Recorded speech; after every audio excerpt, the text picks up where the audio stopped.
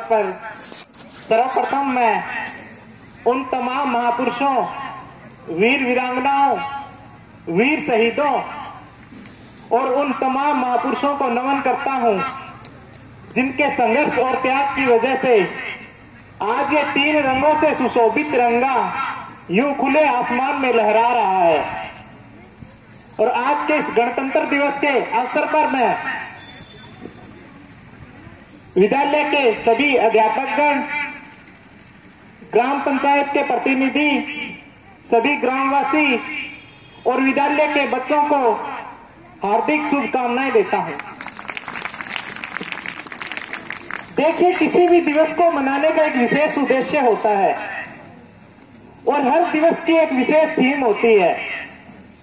जब भी देश के अंदर किसी भी राष्ट्रीय या अंतर्राष्ट्रीय पर्व का आयोजन किया जाता है तो उसकी एक विशेष थीम का निर्धारण होता है और उसी थीम के अंतर्गत आज के 74वें गणतंत्र दिवस की जो थीम निर्धारित की गई है वो है पार्टिसिपेशन ऑफ पीपल, जन भागीदारी।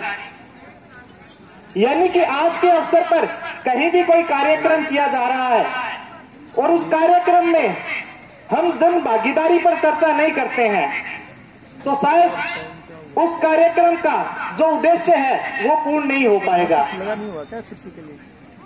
इसका कारण यह है कि इस दिवस को मनाने के पीछे जो वास्तविक उद्देश्य है वो यह रहेगा कि हम जनता के अंदर उस उद्देश्य को पहुंचा सके जिस उद्देश्य को पूर्ण करने के लिए इस दिवस का निर्धारण किया गया है। और सरकार ने जिस जन भागीदारी के उद्देश्य को लेकर के इसकी थीम निर्धारित की गई है, आज हम उसी पे चर्चा करेंगे थोड़ी, क्योंकि इसके बारे में बताना बहुत जरूरी है और उस पर अमल करना और अपनी कार्य प्रणाली के अंदर उसको लेके आना भी बहुत जरूरी है।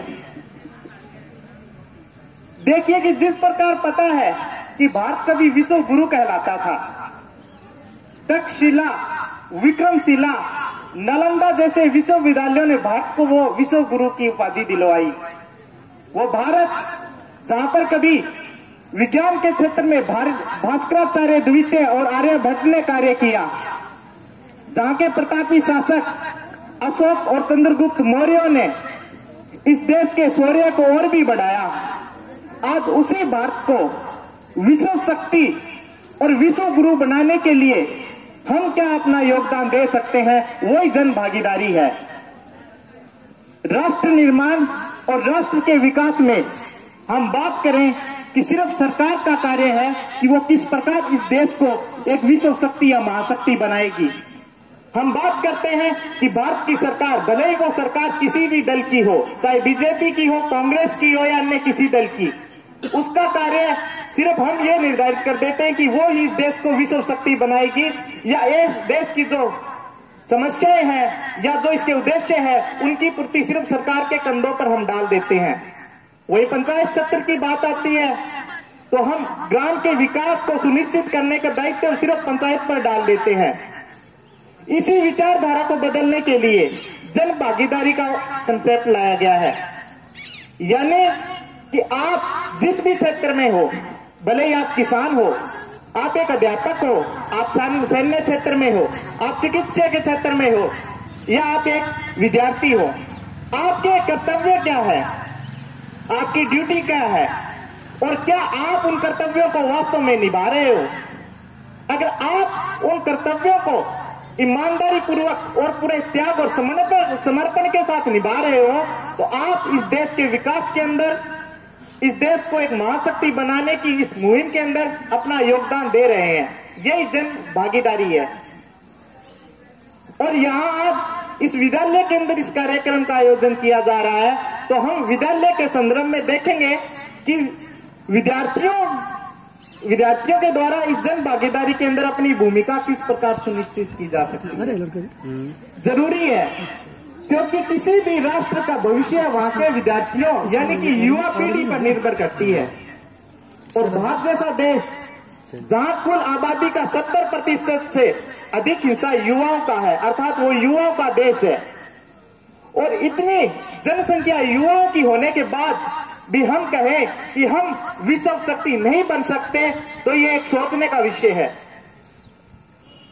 विश्व शक्ति अर्थात हम सैन्य क्षेत्र में, हम आर्थिक क्षेत्र में, हम सांस्कृतिक विरासत के क्षेत्र में एक अहम स्थान सुनिश्चित कर सके।